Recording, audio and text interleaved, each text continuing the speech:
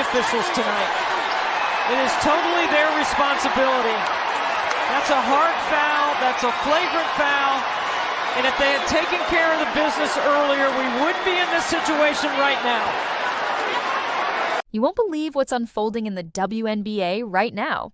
Caitlin Clark, the league's most talked about rookie, a ratings phenomenon, and the face of a basketball revolution, isn't just recovering from an injury.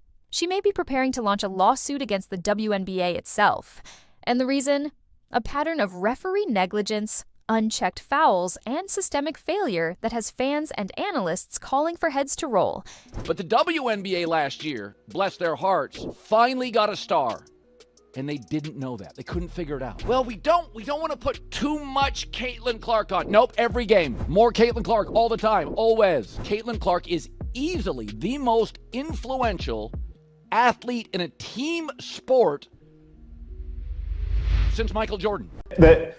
Caitlin Clark and the Indiana Fever are the best gift that the WNBA has ever had. I mean, and the fans that show up and pack that place, I mean, sell out crowds every time Caitlin Clark plays. It's so great for Indiana, but it's good for the WNBA. But how dare you accuse our fans, the Hoosiers that show up at these games, being racist when they're not? I mean, that was just a opposing player who hates Caitlin Clark. Frankly, it's a great rivalry for the teams and for the sport. But don't accuse our fans of being racist. I mean, that's the kind of garbage that gets thrown around all the time.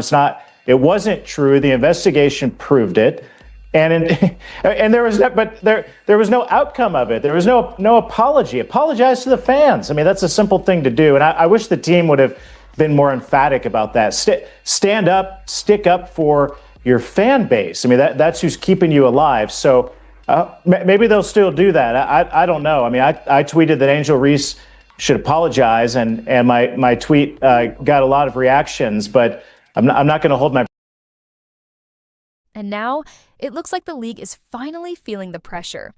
From the moment she stepped onto the court as a professional, Caitlin Clark was met not with celebration, but with resistance, targeting, and violence.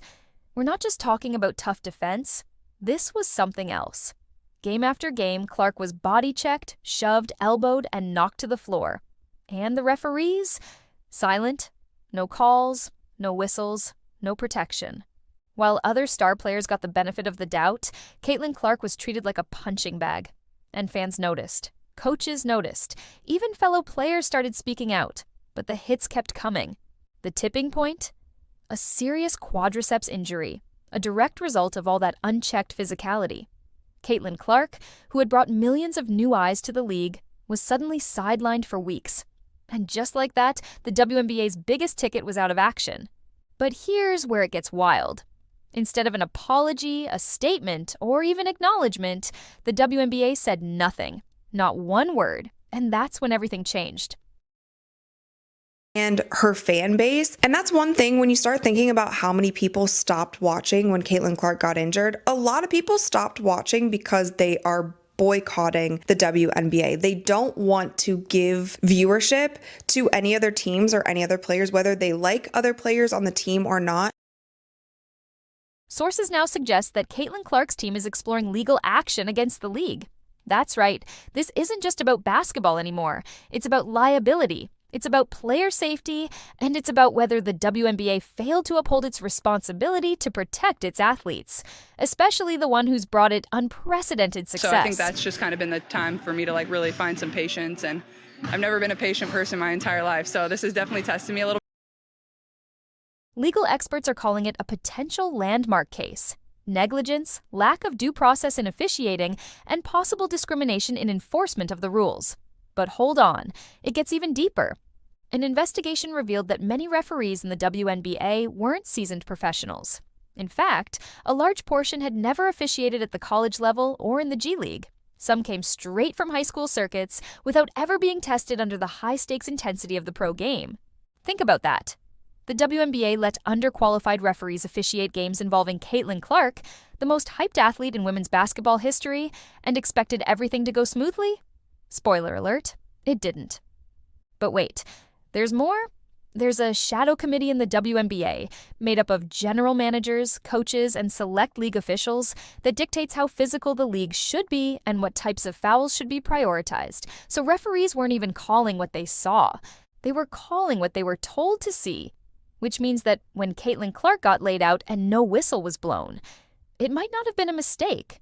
It might have been policy. And if that's true, the WNBA could be in serious trouble. Clark's style, fast-paced, perimeter-oriented, finesse over brute force isn't what this committee favors. They want grit, toughness, old school, bruising basketball.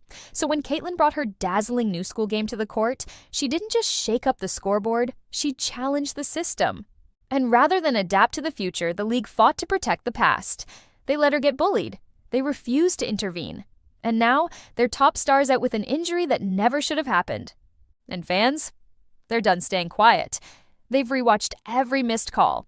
They've clipped every no-whistle moment. They've turned the league's own footage into a case file. It's not a conspiracy theory anymore. It's a movement. The public outcry has been so massive that the WNBA has now fired several referees involved in Caitlin Clark's worst games.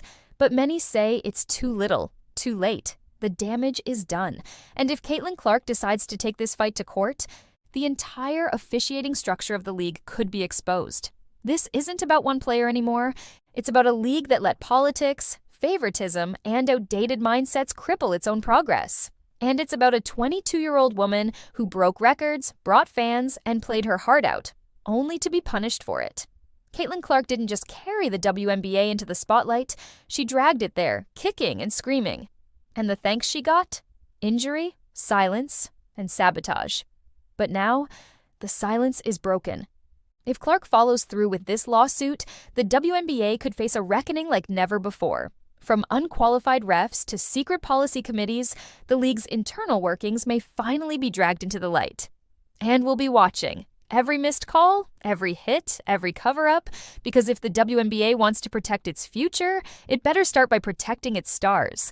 If you're as fired up as we are, don't just sit back. Subscribe right now to She Can Hoop Too. We're bringing you the truth they don't want you to hear. Hit that bell so you're the first to know when this story explodes next.